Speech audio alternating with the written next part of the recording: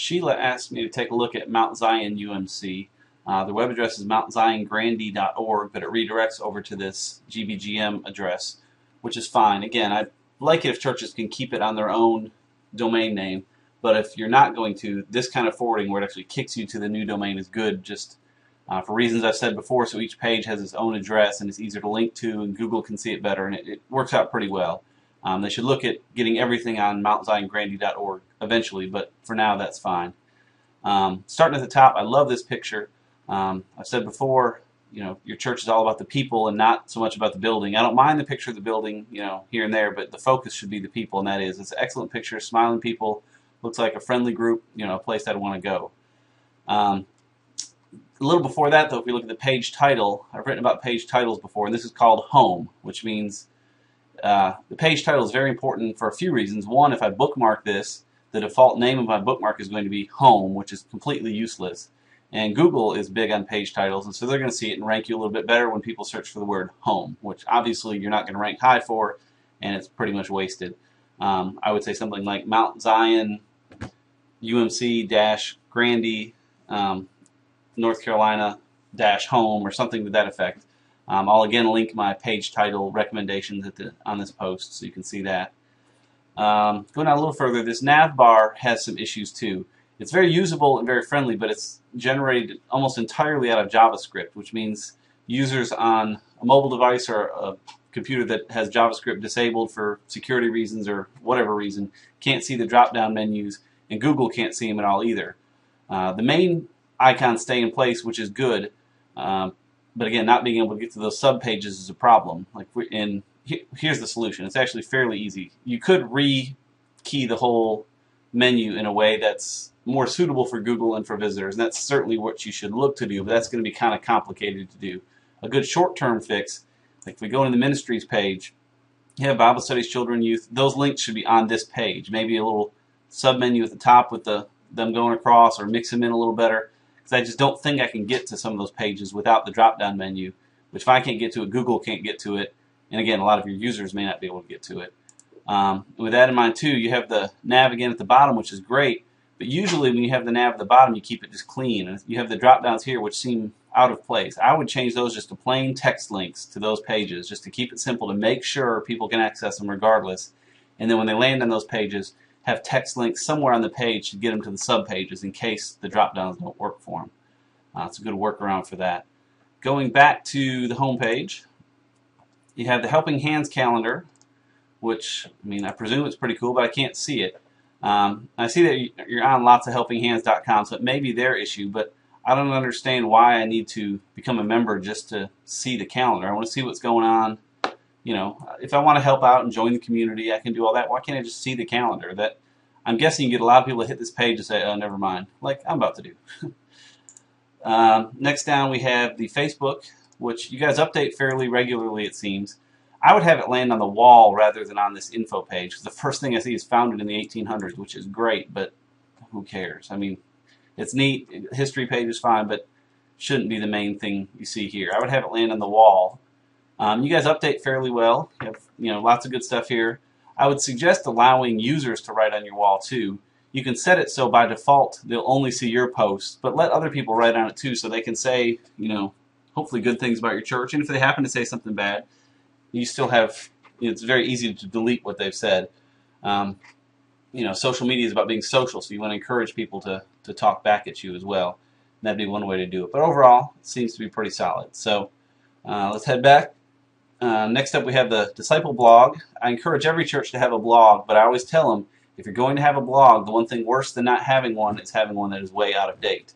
And here we are in late September and hasn't been updated since April. So that's obviously a problem. If you're going to bail on the blog, bail on it and get rid of the link. If you're going to post on it, get posting. You can't really have it both ways. I think it's silly to have a link to it, one of the top links on your homepage, to something that out of date. So you either need to get rid of the link or, ideally, start posting more in the blog. This How to Find Us, very cool to have that right at the front. I think a picture of the church is appropriate. The problem is, if I click on it, Google says we were not able to locate the address, Mount Zion Grandy, UMC, North Carolina. So I would say have it probably land on a page that has your actual address in there, and that should drop a pin on your church, and then I can get directions as needed. As it is now, it's pretty useless, and it's right there, a big icon on your front page, and I think I saw it elsewhere on the site too, so that needs to be corrected pretty quick, I would think. Visitor welcome was the next place I went. A solid page, talks about a lot of good stuff. I like all the pictures. Again, you have the view map location, which is not working quite right. I like this, worship begins at 11, talk about what to wear, all that kind of stuff.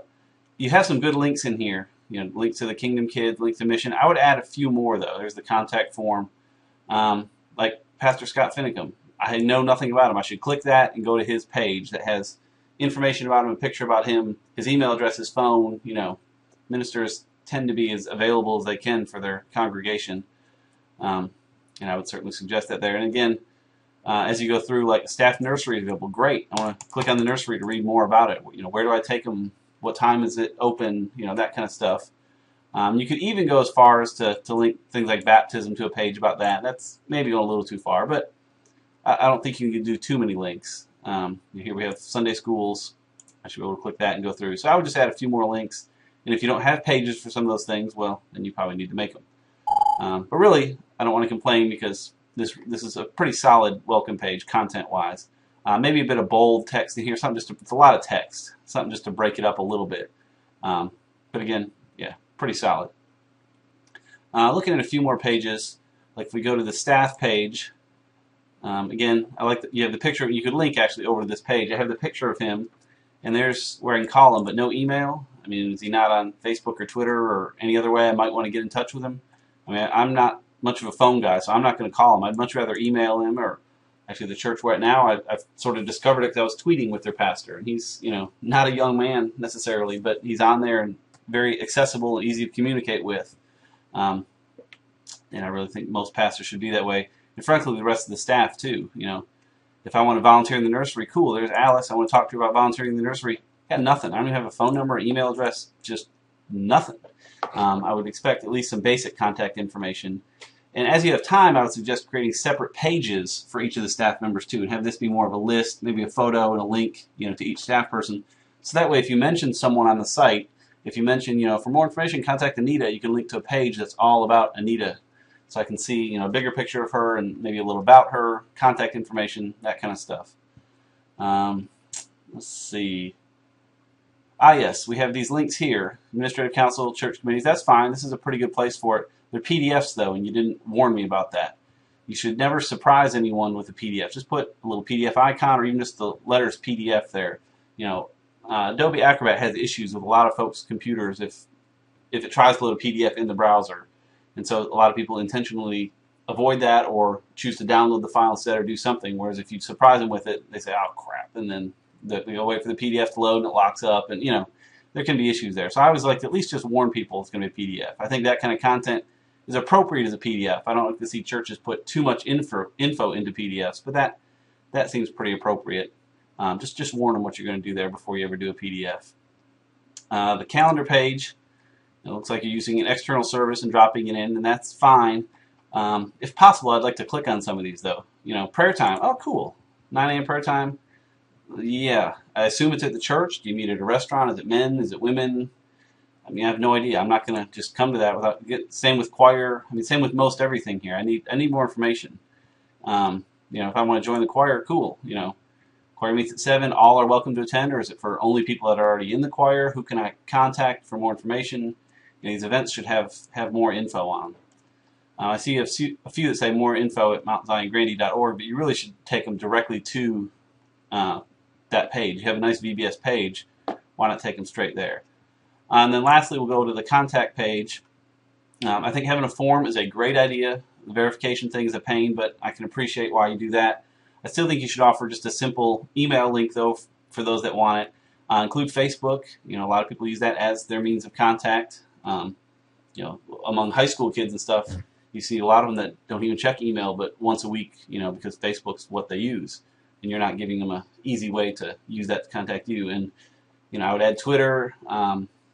Those are really the ones. Maybe you could do something with LinkedIn, but I would at least add email, Facebook, and Twitter on here just to give people those avenues to contact you. And then, of course, having the address here is always good, so I can grab that if I need it for anything. So there you go. That's a quick look at the site. I hope you get some good ideas out of that. Thanks.